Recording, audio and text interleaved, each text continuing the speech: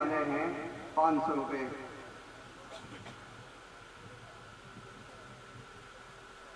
الذي ببكة مباركا وهدى للعالمين فيه آيات بينات مقام إبراهيم ومن دخله كان آمنا ولله على الناس حج البيت من استطاع إليه سبيلا ومن كفر فإن الله غني عن العالمين قل يا أهل الكتاب لا تغلوا في دينكم قل يا أهل الكتاب لم تكفرون بآيات الله قل يا أهل الكتاب لم تكفرون بآيات الله والله شهيد على ما تعلمون قل يا أهل الكتاب لم تصدون عن سبيل الله من آمن به وتبغونها عوجا من آمن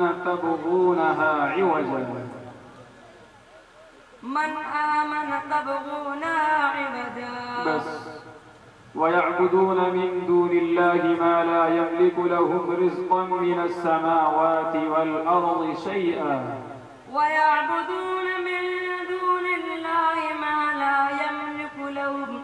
ما لا يملك لهم رزقا من السماوات والأرض شيئا ولا يستطيعون ولا تضربوا لله الأمثال إن الله يعلم وأنتم لا تعلمون ضرب الله مثلا عبدا مملوكا لا يقدر على شيء ومن رزقناه منا رزقا حسنا فهو ينفق منه سرا وجهرا هل يستوون الحمد لله بل أكثرهم لا يعلمون وضرب الله مثلا رجلين أحدهما أبكم لا يقدر على شيء ومن رزقناه منا رزقا على شيء وهو كل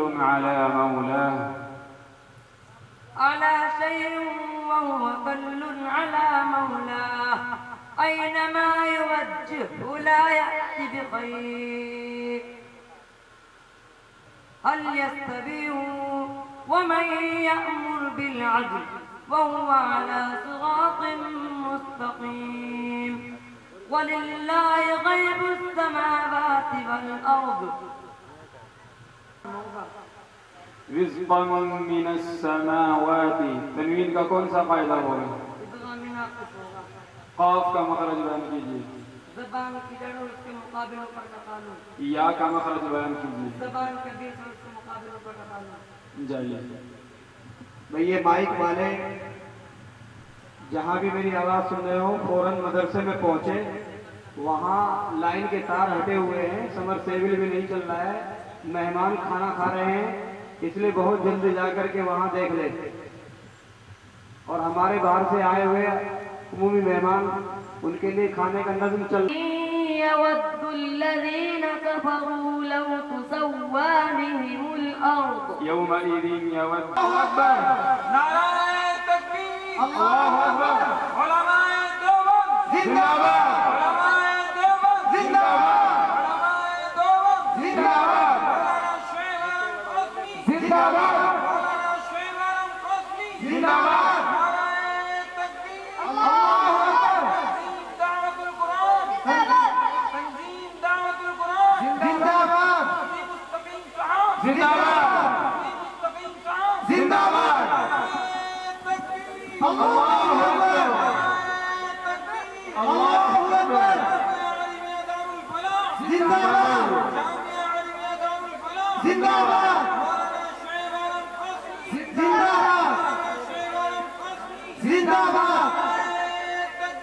الله أكبر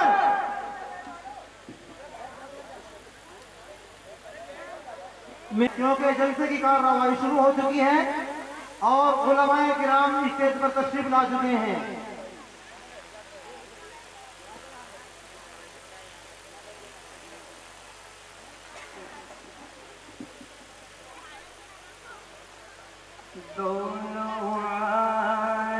تنظیم دعوت القرآن، تنظیم دعوت القرآن، تنظیم دعوت القرآن.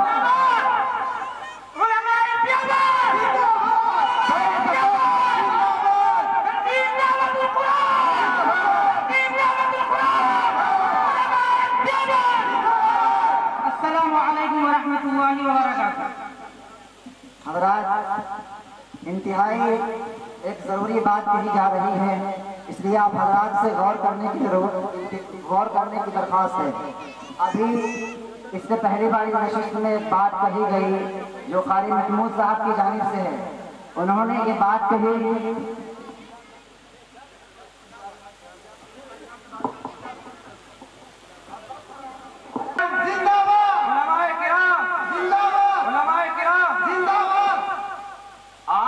یہاں پر بیٹھے ہیں، تشریف فرما ہے، یہ صرف اور صرف دارالعلوم دیوبند کی قربانیوں کا نتیجہ ہے. اگر دارالعلوم بر وقت اپنی قربانیاں پیش نہ کرتا تو میں اپنے رب کی قسم کھا کے یہ بات کہہ سکتا ہوں کہ آپ ان کرسیوں کے اوپر اس حلیے میں کبھی دکھائی نہ دیتے. یہ صرف دارالعلوم کا ثمرہ ہے اور ہمارے اکابر کا فیض ہے. مدنی ہے، مولانا ظفر علی تھانوی ہے، اور جنانے کتنے علماء ہیں اور کتنے اکابر ہیں، حضرت گنگوہی ہیں اور بڑے بڑے اکابر ہیں. بلکہ آپ دیکھتے ہیں کہ مرکز نظام الدین ہے، اس کی خدمات نمایاں ہیں، پوری دنیا کے اندر اس کا فیض ہے، عوام اور خواص اس کے فیض کا اعتراف کرتے ہیں. لیکن وہ یہ چیز ہمارے سامنے تاریخ سے اندر محفوظ ہے اور عنایت فرمائی ہے. دارالعلوم آگے بڑھتا ہے اور سات سمندر پار سے آنے والی طاقت کا مقابلہ کرنے کے لیے فتاوی جاری فرماتا ہے. اس سے پہلے حضرت شاہ عبدالعزیز محدث دہلوی رحمہ اللہ تعالی فتویٰ صادر فرما چکے ہیں کہ ہندوستان دارالحرب ہو چکا ہے اور یہ دفن ہوئے ہیں اور انشاءاللہ قیامت کے دن بھی ہندوستان ہی سے اٹھیں گے. نعرہ تکبیر، نعرہ تکبیر. علماء کرام یہ بات سمجھ میں آ جاتی ہے. قبرستان یہ بات ثابت کر دیتے ہیں کہ مسلمان کا سرزمین ہندوستان سے کتنا گہرا تعلق ہے اور کتنا اونچا تعلق ہے. جو مر کے اس زمین میں کھپ گیا اسے اس زمین ہی سے اٹھایا جائے گا. اور اس کا مطلب یہ نکلتا ہے کہ وہ اس سرزمین کے خمیر سے تیار ہوا تھا. یہ ہمارا عقیدہ ہے.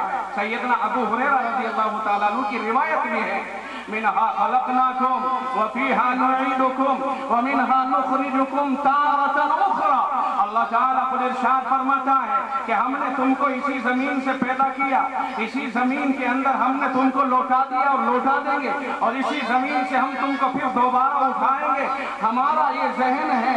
اور ابو ہریرہ رضی اللہ عنہ کی روایت ہے، آپ نے اس آیت کریمہ کی تفسیر میں یہ روایت نقل فرمائی. جناب رسول اللہ صلی اللہ علیہ وسلم کا فرمان کہ مٹی سے ہم کیسے بنے.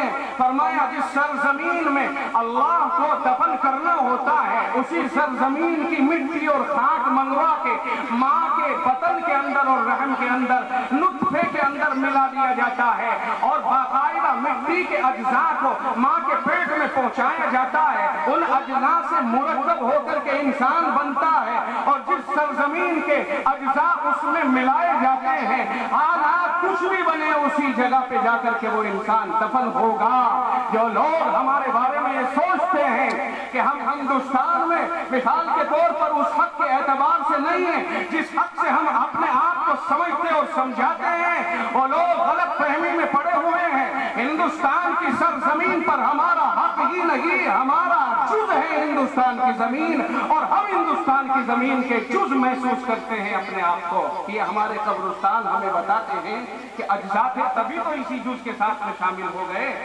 بہرحال یہاں پر جب ایک غیر ملکی طاقت نے اپنے پنجے جمائے، اکابر دارالعلوم نے آگے بڑھ کر کے اسے للکارا اور 1857 کے زمانے میں فیصلہ کن معاملہ اختیار کر لیا اور دو محاذ آپ جانتے ہیں قائم کیے گئے. بدقسمتی बदकिस्मती से दोनों महादों पर जिस तरह से कामयाबी का तस्वुर किया गया था वो कामयाबी नहीं हुई। उसके बाद क्या हुआ कि उलमा के साथ बदज्यादतियां हुई, बदतमीजियां हुई, यहाँ तक नौबत पहुंच गई कि गड्ढे खोदे गए और उनमें आग का इंतजाम किया गया और पकड़ के उलमा को आग में झोंक दिया गया और खिंजीरों की बाकायदा खालों के अंदर उलमा को बंद करके गोलियों का निशाना बनाया गया। तोप के दहानों के ऊपर उलमा को बांध कर बाकायदा चौक और चौराहे के ऊपर